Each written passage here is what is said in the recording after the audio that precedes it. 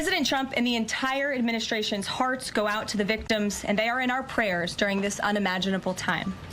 According to reporting from Fox News, the alleged attacker admitted in an interview that he wanted to kill all Zionist people and had been planning the attack for over a year and would do it again if he could.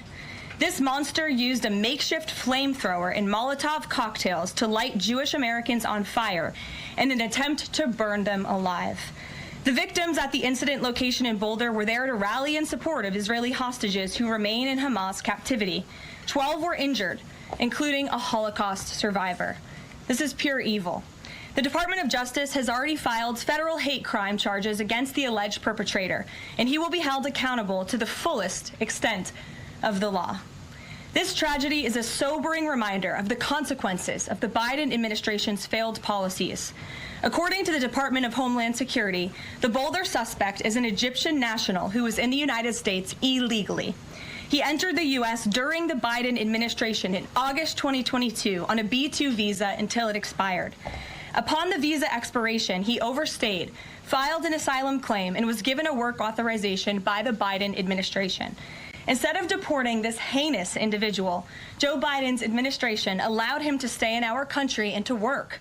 President Trump sounded the alarm over these reckless Biden policies for years because this is the predictable result of letting anti-American radicals and illegal immigrants pour into our country.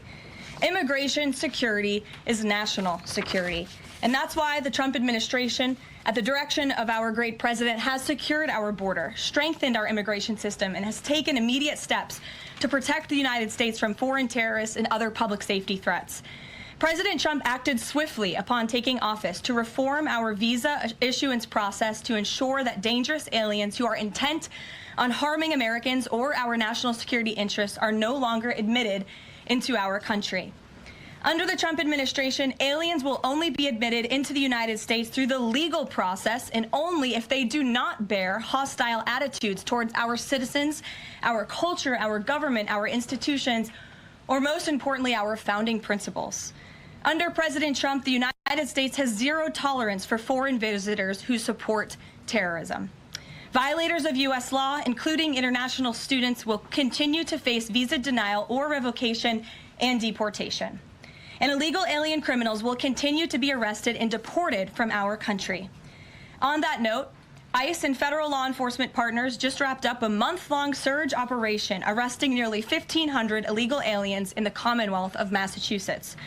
During the enhanced operation, dubbed Operation Patriot, ICE Boston and other federal law enforcement personnel focused on transnational organized crime, gangs, and dangerous illegal alien offenders throughout Mass.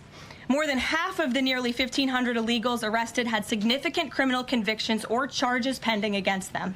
Here are just some of the violent illegal aliens who were removed from communities in Massachusetts during Operation Patriot. A Salvadorian national with active Interpol red notice for aggravated homicide. A Guatemalan national and registered sex offender who had pending criminal charges in Boston for 5 counts of indecent assault and battery on a person 14 or over. A Honduran national who was last arrested for rape, indecent assault, and battery of a person 14 or over. A Colombian national charged with kidnapping, aggravated rape, and indecent assault and battery on a person 14 or over. And a Guatemalan national who was convicted of murder in Boston. Also, a Brazilian national who was charged with aggravated rape of a child by force and possession of child pornography. Again, these are people who are living in the Commonwealth of Massachusetts. And lastly, a Salvadorian national whose criminal history includes charges of aggravated rape of a child by force. I don't think anybody in this room wants these types of heinous criminals in your communities. And it's thanks to this administration that they are being removed from our country.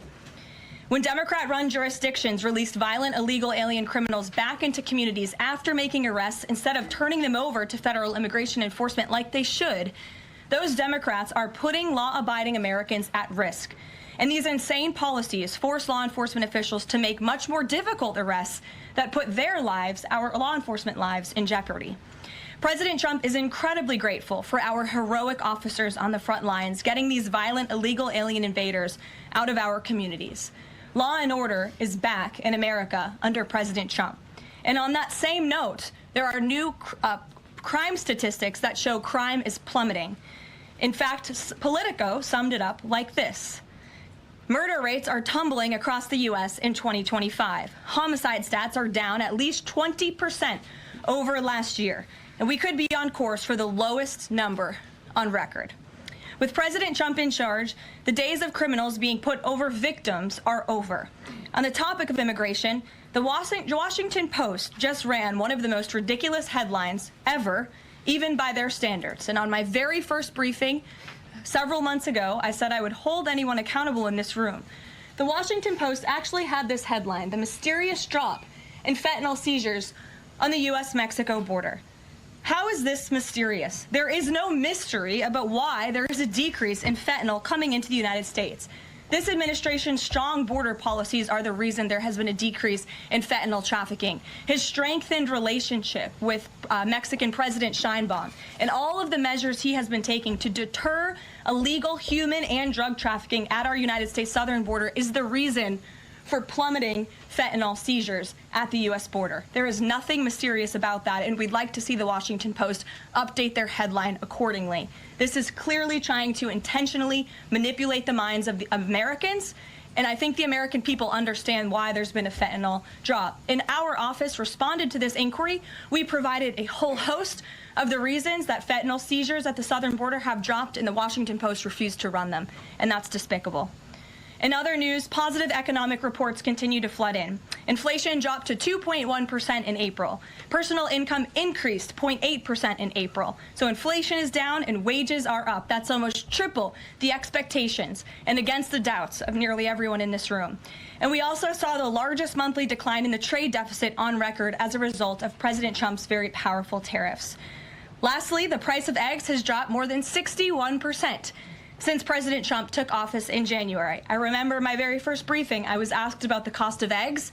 The reporter tried to insinuate it was this administration's fault, even though he had only been here for a few days or weeks. It was a result of the previous administration's terrible policies, and in record time, this president has fixed that problem that he inherited from Joe Biden, and now egg prices have dropped 61% since this president took office. There's a lot of good news, and I'm sure you have a lot of questions, so let's get to them. We have just the news in our new media seat today. Amanda Head, thank you for being with us. Why don't you kick us off? Sure, thank you so much. There is a disturbing trend of anti-Semitism turning into terrorism. Of course, the Boulder, Colorado instance that you just mentioned, the 2 Israeli embassy staffers who were murdered, Pennsylvania governor's mansion with a Jewish governor inside getting set on fire. Does the president consider this domestic terrorism? And as such, are there official alerts to law enforcement, BOLOs, task forces, things like that? The president has made it very clear, as he said in his statement yesterday, that yes, these anti-Semitic acts of violence are do qualify as terrorism, and he does not want to see terrorism or violence of any form taking place in the United States of America. And as for specifically anti-Semitic terrorism and anti-Semitic acts of violence and those that are targeting Jewish Americans, this administration has done more to combat that violence than any administration in history. And one incident is one too many. And I think, frankly, that's something the previous administration was not willing to say. This president will stand up for Americans of all religions, of all faiths, of all creeds, and we will continue to look at policy measures and actions that we can take in addition to the actions that have already been taken to curb this anti-Semitic violence. And to Jewish Americans at home, across the country, this president has your back. And then on another issue, back in February, Secretary Kennedy created a commission to re-examine the childhood vaccine schedule. But there are still states outstanding like California, Connecticut, Maine that are not allowing any religious exemptions for kids not only to go to school, but to participate in sports and extracurricular activities. Would the president want to see religious exemptions allowed across all 50 states? And how do you enforce that, especially with states like California that are already defying the president on the men and women's sports issue? Generally speaking, I know the president supports religious exemptions for families when it comes to vaccinations. As for the instances in those specific states, I'll have the administration and the White House look into it and see what executive action, if any, we can take on that front. Thank you. Kelly. Good afternoon.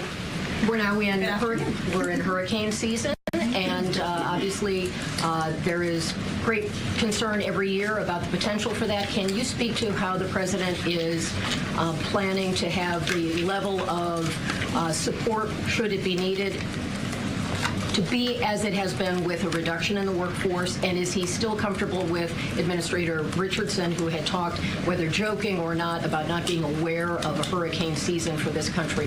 What is the president's level of briefings on what may be required? If you could give us kind of an overall update on that. Sure. Well, of course, we know that we are into hurricane season now, and I know FEMA is taking this seriously, contrary to some of the reporting we have seen based on jokes that were made and leaks from meetings. But Secretary Kristi Noem and the FEMA leadership are all over this. They are committed to ensuring that federal resources and tax dollars are there for Americans in need, and the president continues to review requests for emergency aid and carefully considering them. However, this president has made it clear we're not going to enable states to make bad decisions with federal tax dollars and then have the federal government later have to bail these states out. We want to see states be responsible with their tax dollars to do as much as they possibly can, and then the president will deeply and thoughtfully consider any requests for federal aid that come to his desk. And I think some of the media reporting we've seen on this is frankly sloppy and irresponsible. There are serious people who are taking this issue seriously, starting with the president himself, who, as you know, on his first domestic trip back in office, visited both North Carolina and California, both of which were, of course, hit by natural disasters when he wasn't even president, but he took ownership of that and visited those places and those people immediately. Is it Brian? About hurricane season appropriate, though, now that this is serious business, as you talked about? It's serious business, Kelly, and I'm not going to engage in such fodder with a question like that. Brian? Thank you, Caroline. Reuters was reporting that there's a letter that is meant to be sent to other countries, which would give these countries a deadline of Wednesday to produce their best offer on the trade matter.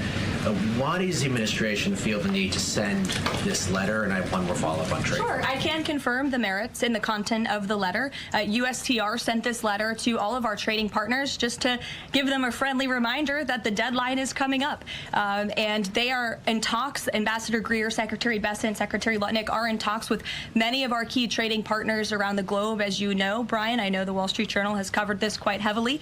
And they continue to be engaged in those discussions. And this letter was simply to remind these countries that the deadline is approaching and the president expects good deals, and we are on track for that, I will emphasize. On the trade side, though, when the deal with the United Kingdom, there was this idea of a reprieve on the auto tariffs.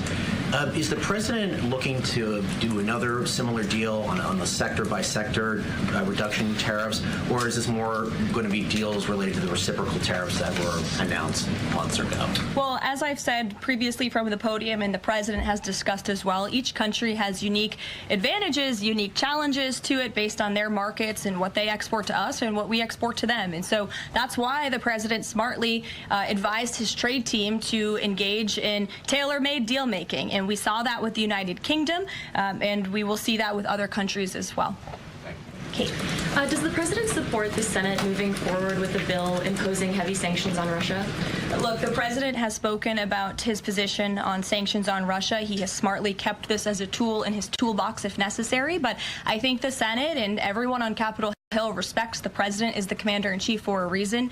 And as you know, Russia and Ukraine engaged in direct talks yesterday. That was at the encouragement of this president when he spoke to both leaders of both countries via phone just a couple of weeks ago. And so I would just like to remind everybody how far we have come in just 4 months. I mean, it was inconceivable last year at this time for Russia and Ukraine to be engaged in direct talks. And it's because of the president's insistence and determination to get this war to an end that these countries sat down yesterday. So he's willing to use sanctions if he needs them, and the Senate and the Capitol Hill understand that the president is the commander-in-chief and he's leading United States foreign policy as he should. And on Iran, the president said that the U.S. would not allow for any uranium enrichment, but the proposal offered to the Iranians reportedly allows for low levels of enrichment. Can you explain that discrepancy?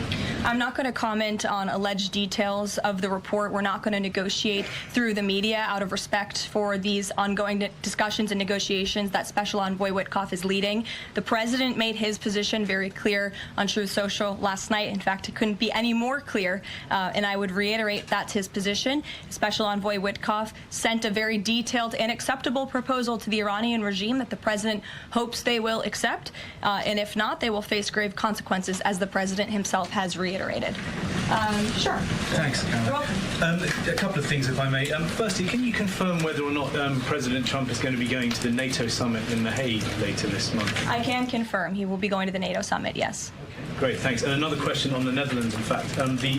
Just wondering if you have any reaction to the collapse of the Dutch government there after the anti-EU and anti-Islam leader Geert Wilders, who's been described as a Dutch Trump, pulled out of the government there. I don't have a comment on that, but certainly we should and we will get you one, okay? Thanks. You're welcome. Brett.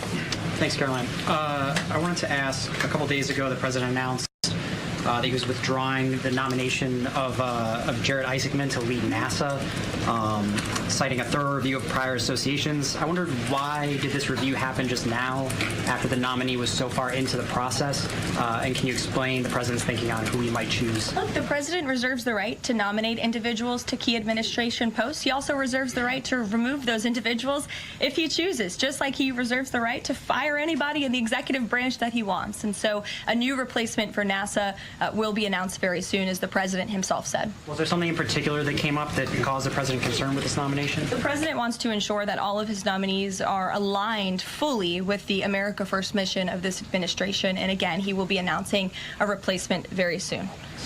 Andrew, go ahead. Thank you, Caroline. You're welcome. It's been just about a month since President and Prime Minister Starmer announced... Can't see you all the way back there. Those heads in the way. There you go. So it's been just about a month since Prime Minister Starmer and President Trump announced that the U.S. and U.K. had reached a trade deal, That's right. or at least a framework for a deal. Now there are at least some conservative MPs in London who are complaining that Parliament has not yet seen the text of any deal. So I'd like to ask you from this side of the pond, is there a text for the deal ready to be released, submitted? And if not, when can we expect it? And then I have one more. There's most definitely text with this deal. There is language that this side has seen. You'll have to ask the UK Parliament why they haven't seen it from their own government. I obviously can't answer that question. And on Caroline, one more on Ukraine, Go ahead, please. Jonathan. Sure, go ahead. On Ukraine, it's been a couple of days since Ukraine made that audacious drone strike on Russian airfields. The president hasn't said a word about it, and usually he's not shy about making his thoughts known on the war. Well, it's not bad. On the war or any other subject. What have you heard from him on this audacious drone strike? Is he surprised? He said that Zelensky didn't have the cards when they met in the Oval Office a few months back. Does Zelensky possibly have some cards that the president hadn't known about? Look, the president's thinking on the Russia-Ukraine war as it stands, I spoke to him about it just this morning, is he remains positive at the progress that we've seen. Again, he urged both leaders to sit down and talk directly with one another, and they did that. Russia handed over a memorandum of peace, or a peace plan, or a suggestion of one, I understand, to the Ukrainian side. They also agreed upon the exchange of prisoners or hostages from each other's countries. So he remains positive about the progress that we're seeing, but he also is a realist, and he realizes these are two countries that are at war and have been for a long time because of his predecessor's weakness and incompetence. So he's working hard to solve this conflict, and that's where his mind is right now on it. Jonathan, go ahead. Thank you. Same topic, just to put a finer point on it. Does President Trump approve of Ukraine's decision to strike nuclear-capable bombers in Russia? I would like to let the president speak on that himself. And just to follow up, has the president... I would just add to that, the president does not want to see this war prolonged. He wants the fighting to stop, he wants people to stop dying, and he wants this to be solved at the negotiating table. The reason he is so deeply involved and has spent so much time and effort on this war is because he hates to see people dying. Again, these are not Americans that are being killed. These are Russians and these are Ukrainians. This is a war very far away. But this president truly cares about peace, and that's what he wants to see. What is President Trump doing to ensure that a similar internal drone attack doesn't happen here in the US, given this was done at pretty low cost, very stealthily? You know, it obviously raises questions about our own security, particularly for U.S. aircraft here. It absolutely does, and that's why the president nominated Secretary Hegseth and has approved some of the changes that have been made at the Pentagon to ensure that we have the most lethal fighting force in the world, and that the United States military is the best, the biggest. That's why he wants the One Big Beautiful Bill to be passed, because it increases our defense spending. It's why he also launched the announcement of the Golden Dome to prevent from missile strikes and attacks in the future, and the president has a full understanding, I can tell you, because I've spoken to him about the future of warfare and how drones are a big part of that. And I will not get ahead of our policy team, but I think you can expect to see some executive action on that front in the very near future. Karoline. Caitlin. Two questions for you as well. On the Big Beautiful Bill, you said recently that it is, quote, blatantly wrong to say that it adds to the deficit. You essentially said that an estimate from the Congressional Budget Office and other scorekeepers you believe are wrong. But Republicans like Ron Johnson and Rand Paul disagree. They are saying that it will add to the deficit. That is their concern. Is the White House's position that those two Republican senators are, quote, blatantly wrong? It is. Those senators, it's not news that they disagree with this president on policy, and the president has vocally called them out for it and for their not having their facts together. I would add the Congressional Budget Office has been historically wrong. In fact, they predicted the Trump tax cuts from the president's first term in 2017. Their prediction was wrong by $500 billion. Those tax cuts had nearly $500 billion more of revenue than the Congressional Budget Office scored. And I would also point out, I don't think many people know this, there hasn't been a single staffer in the entire Congressional Budget Office that has contributed to a Republican since the year 2000. But guess what? There have been many staffers within the Congressional Budget Office who have contributed to Democrat candidates and politicians every single cycle since. So unfortunately, this is an institution in our country that has become partisan and political, and we are very confident in our own economic analyses of this bill. There is $1.6 trillion in savings, and our Office of Management and Budget Director, Russ Vought, is a fiscal hawk. He is well known in this city for being a well-respected fiscal hawk. He has tools at his disposal to produce even more savings. And as you know, the White House will be sending our rescissions package to Capitol Hill today. And on immigration, the other day that the Homeland Security Secretary said, and I'm quoting her now, that an illegal alien threatened to assassinate President Trump and highlighted his arrest. A man has now admitted to framing him, saying that he wrote the letter that the DHS Secretary Christina posted online. Last I checked before I came into the room, that post is still up from DHS. Does the White House expect them to issue a clarification or a correction on that front? We can ask the Department of Homeland Security and get back to you. Jeff. Karoline, is the United States putting pressure on China to release its hold on rare earths that are hurting car companies and technology companies now that require that for their products? And is that pressure working? Well, I can assure you that the administration is actively monitoring China's compliance with the Geneva Trade Agreement. I know the United States, on our end, we have complied with the terms that we set, and our administration officials continue to be engaged in correspondence with their Chinese counterparts. And as you all know, and I know there's a lot of interest in it, there will be a leader-to-leader talk very soon. And when that happens, as always, we will let you know. Also in Asia, just does the White House have a reaction to the results of the election in South Korea? Yes, we do. In fact, let me find it here for you. It should be somewhere in here. Thank you. We do not, but I will get you on, Jeff. Go ahead. Thanks, Karoline. Two questions on trade. Is this letter that was sent to trading partners a sign that the president isn't satisfied with the pace of these negotiations? Is he trying to light a fire under these talks now? Well, look, the president has been very direct to our trading partners in his conversations with them, with foreign leaders directly, that they need to cut deals with the United States of America. The tariff agenda of this president, he believes very strongly in it. And as you've all seen, he's unafraid to use tariffs to protect our industry industries and protect our workers, but he wants to see these tailor-made deals be signed. And I will tell you, of course, I never want to be the one negotiating with the press about these internal discussions and deliberations, but our team, who is deeply involved in this, sees these deals moving in the right direction. In fact, Ambassador Greer is in Paris right now meeting with many of our trading partners. We should still expect this flurry of deals in the next 36 days, and the plan is still for those full tariffs to go back into effect on July 9th. The plan is for the announcement of these deals to be made very, very soon, yes. Sure. Thank you, Caroline. You're welcome. So Governor Whitmer confirmed that she spoke with President Trump about the possibility of pardoning the plotters against her, the kidnapping case. She didn't give us an idea of what the president's reaction was to that. Do you have any information about what he said?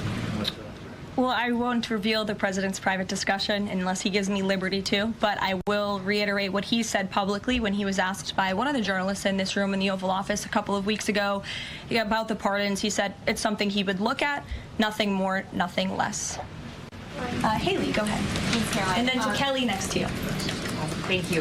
When it comes to the leader-to-leader call with Xi Jinping this week, what is the president's expectation of this call? Is he looking for concrete outcomes out of this, or is he looking to kind of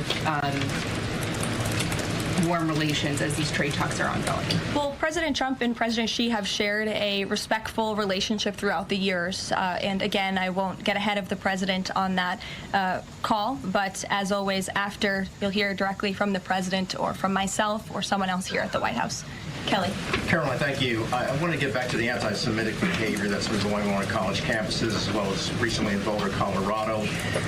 The president, as you know, has the White House Faith Office, the Religious Liberty Commission, as well as the Anti-Task Force on Anti-Christian Bias, which includes anti-Semitism.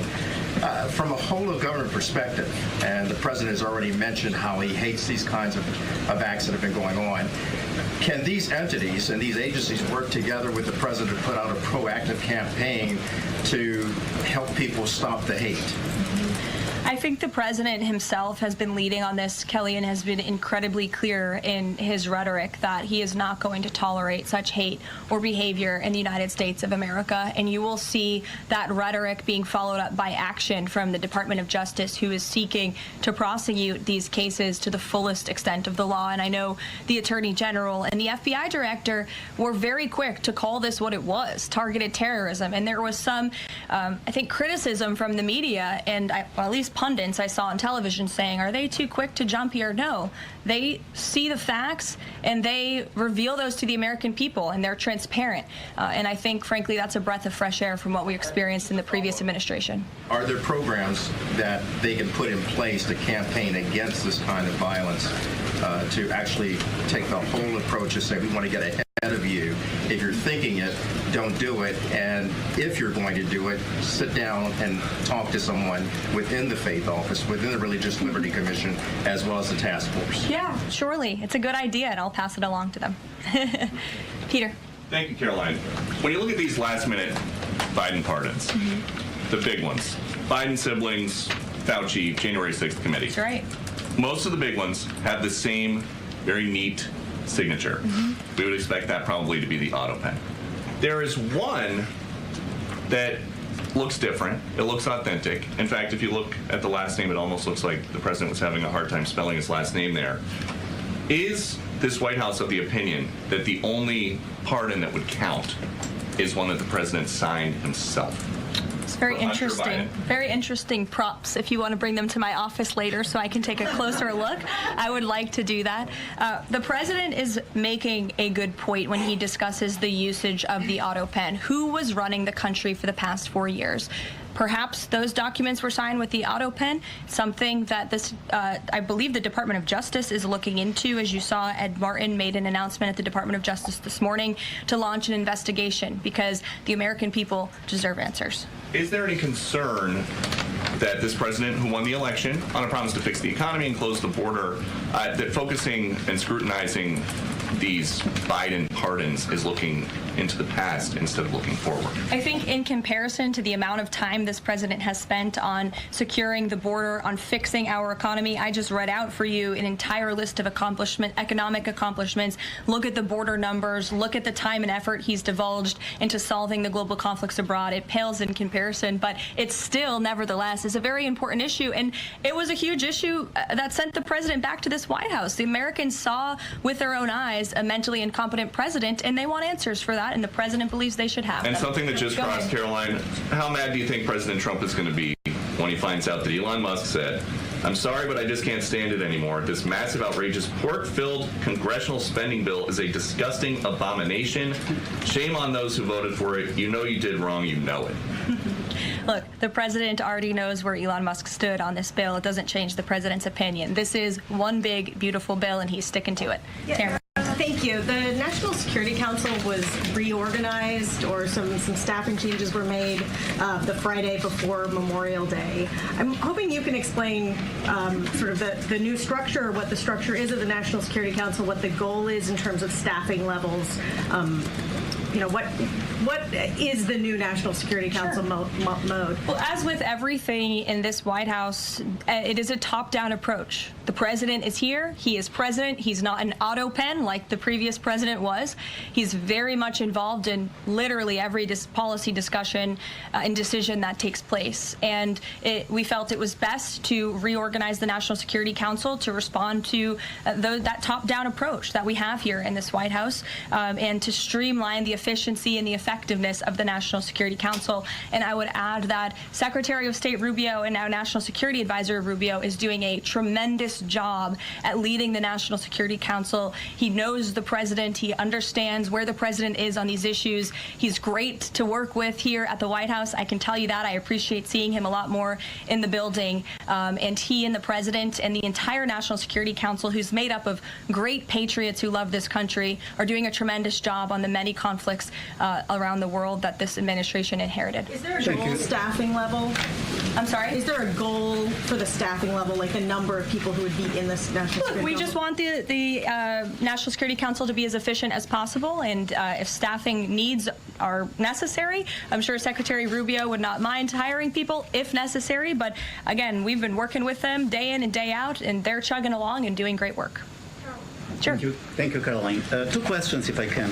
President Trump got involved himself in presidential election in Poland by supporting a conservative candidate who ultimately won. Yeah.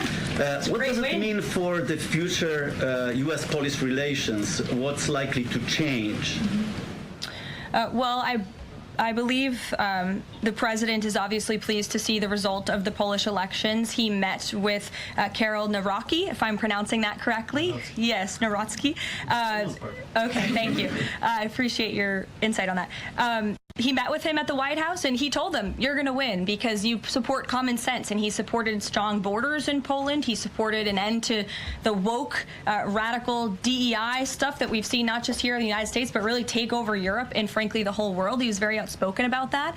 And I was reading the reports about how the Polish people felt about this man, and they felt like he was putting the needs of Poland first. And that's a very refreshing feeling, one that we know very well here in the United States of America. So, as you know, the United States and Poland have always had a very deep and strong relationship, friendship. They're a great ally, and I know the president continues to look forward to working with them. We have one more on Ukrainian drone attack on Russia. Was President Trump informed in advance by Ukraine that the attack is coming? He was not. Carrie. Caroline, so just want to go back to the issue on the anti-Christian bias as well as issues on anti-Semitic issues. Senator Grassley just put out a report saying that the FBI files have shown that the Catholic group targeting was way more prevalent within the FBI during the Biden era than was previously shown, as far as former FBI Director Christopher Wray was putting out there during congressional testimony. Can you discuss here what President Trump would like to see in terms of consequences within the FBI as far as those who were involved? Also, the second question, if the DOJ finds that the auto pen was used by President Biden, should those actions that were used with the auto pen, should they be null and void? I'm not going to get ahead of the Department of Justice's investigation into the usage of the auto pen. And again, the question is not, was the auto pen used? It's whether or not the President of the United States knew it was being used, and if not, who was using it in his name, which is clearly illegal behavior. Deanna. Thanks, Caroline. One on foreign policy, one domestic, if I can. Sure. On foreign, just speaking to the president's Truth Social post about Iran recently, saying that there will be no uranium enrichment. Is he saying that that's a red line for him, or no?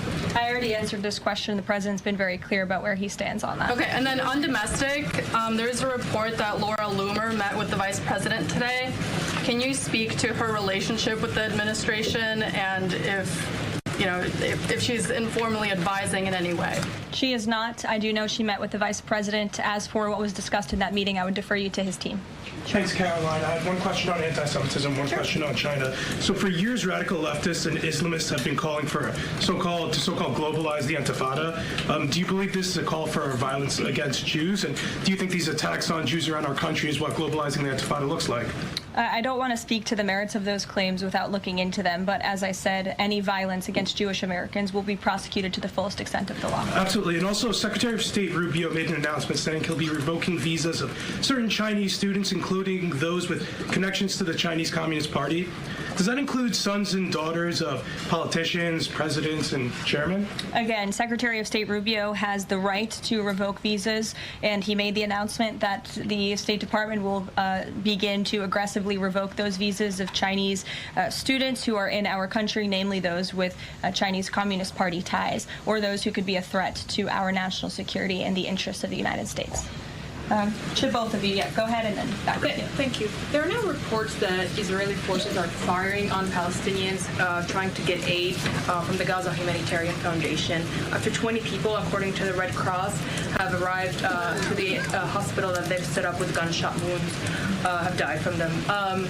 Is this administration aware of these? And I mean, what is being done to address this situation? The administration is aware of those reports, and we are currently looking into the veracity of them because, unfortunately, unlike some in the media, we don't take the word of Hamas with total truth. We like to look into it when they speak. Unlike the BBC, who had multiple headlines, they wrote, Israeli tank kills 26, Israeli tank kills 21, Israeli gunfire kills 31, Red Cross says 21 people were killed in an aid incident, and then, oh wait, they had to correct and take down their entire story, saying we reviewed the footage and couldn't find any evidence of anything. Oh. Okay, so we're going to look into reports before we confirm them from this podium or before we take action, and I suggest that journalists who actually care about truth do the same to reduce the amount of misinformation that's going around the globe on this front. Can you talk John. about the change in the leadership of the organization? What does that mean going forward, and why so early on is this happening? What organization? The Gaza Humanitarian Foundation. Well, look, this was a creative idea that the president called for to get aid into the region. These people were desperate and starving, and the president didn't like seeing imagery of that, and he wanted to ensure that aid was brought in with the approval of Israel for understandable reasons. We will never forget the brutal attack on October 7th. And again, this is something that the previous administration was unwilling to put the time and effort into doing. John. Thanks a lot, Caroline. I want to bring it back to the way you began your briefing, talking about the president's mass deportation program and his priorities. 40% of crop farm workers in the U.S. are undocumented, and that's according to the Agriculture Department. Do they have a carve-out in terms of the president's mass deportation program? The president and the Trump administration have been very clear. If you are in the country illegally, you are subject to deportation. Is there any concern that, given that large number, if that number is correct, 40% of crop farm workers being undocumented, that could impact the food supply here in America if those individuals that obviously help pick crops all across the country are deported en masse. Again, this administration is focused on deporting individuals who are in our country illegally. It's something we have to do. We cannot allow the previous administration's invasion of our country of illegal immigrants to continue. We just can't have it. And this is a law and order president. As for our farmers and their concerns, they have a president who has their backs and listens to their concerns and hears them. But we also have a legal pathway to come to this country and work specifically for agricultural work. So there's a legal way to do it, and we encourage that legal pathway, and we're currently working on strengthening our legal immigration system for that reason. Sure. Thank you, Caroline. I just wanted to follow up on your statement last week regarding the Maha report. Sure. You said that there was, you said, I understand there were some formatting issues with the Maha report that are being addressed, and that report will be updated. We also understand that since that, there have been some citations that came about. There's citations of studies that either did not exist or did not back up the report's conclusions. So when you were referring to formatting errors, is that what you were talking about, or was it, could you just explain that? Yeah, that's what I was talking about. There were formatting errors, and those errors were updated by the proper policy components here at the White House, and a new report was issued. So exactly what I said took place. Sure, go ahead, Alec. Yeah, good to see you. Good to see you. Congresswoman Mary Miller suggested that changing Pride Month to Family Month. I would personally like to see maybe a nuclear family month. Some people are saying, let's get a Veterans Month. Does the president have any plans on making a proclamation, or is it just going to be June this year? Well, there are no plans for a proclamation for the month of June, but I can tell you this president is very proud to be a president for all Americans, regardless of race, religion, or creed. Caroline. Reagan, go ahead. Thank you, Caroline. And then I'll go to you. Thank you. You're welcome. Colorado passed sanctuary protections for illegals 1 month before the terrorist attack this weekend. 2 questions. Why did the DHS remove the sanctuary cities list that he had published, which was ordered by the president? And then what is the administration going to do to further crack down on sanctuary jurisdictions to prevent attacks like what happened in Colorado? Sure. The Department of Homeland Security will be issuing a new list of sanctuary cities, an accurate list of sanctuary cities. As for what we're doing to crack down, the president has signed various executive orders and has directed the Attorney General to prosecute federal, state and local officials who are not complying with federal immigration authorities and, most importantly, federal immigration law. Thanks, Caroline. Thank you, Caroline. Oh, yeah. Thank you very much. Go ahead. So, does the president take calls from foreign leaders on the tariffs on steel and aluminum? Does he still intend to double them tomorrow morning? The president will be signing that executive order today, and steel and aluminum tariffs will be going to 50%, yes. No way it's going to change, or it's going to be suspended? He made that announcement in Pennsylvania, and he plans to deliver on that promise to Pennsylvanians. And why is he hiking it? And Ed, go ahead. I can answer that, but go ahead, Ed. Oh, yes. Thank you, Caroline. So a Chinese Foreign Ministry spokesperson today said that the U.S. imposed harmful measures like new chip controls and pledging to revoke Chinese student visas. So are the Chinese the victims in this trade back and forth? Look, I don't think anyone is the victim. These are 2 strong countries, and as I said, the president has a good relationship with China's president and leader, and that discussion will take place later this week. And what other authorities is the president looking at for tariffs should the decision in the appeals court not go his direction? Well, right now, his tariffs remain in effect. We spoke at length in my briefing last week about that decision that came down from the International Trade Court, which has been put on pause because the president absolutely does have the authority to implement tariffs and to declare a national emergency for our crippling trade deficit. He could always have the power to use Section 202 or Section 301 as well to impose tariffs if he deems necessary, especially Section 202 tariffs, which are sectoral, as you know, to protect our critical supply chains here at home. Thanks, Caroline. You're welcome. You've got U.S. business leaders begging for certainty. So why did the president suddenly decide to hike tariffs on steel and aluminum again. You also have U.S. business leaders begging to meet with this president and begging to come to the White House to talk to him because they know that he is a negotiator in chief, that he's making good deals on behalf of the American worker and the steel worker, in particular when it comes to the steel and aluminum tariffs, which he discussed in his speech at length at Pennsylvania and the need for them. And I would just add, I was at that speech on Friday with the president, and there were 2,000 steel workers and their families in the room, many of them wearing their hard hats. I spoke to one backstage who said this is the greatest thing that has happened for that community in Pittsburgh, Pennsylvania in 60 years, because this is a president who doesn't just talk the talk, he walks the walk too, and he's delivering on his promises to bolster our steel and aluminum industries in this country and to protect those jobs. If not for this president, that steel plant in Pittsburgh, Pennsylvania would have closed. Those jobs would have been lost, and the president saved that company, he saved those jobs, and he's saving that community, and that's the intention of the steel tariffs, which he will sign later this afternoon. Thank you very much, everyone. We'll see you later.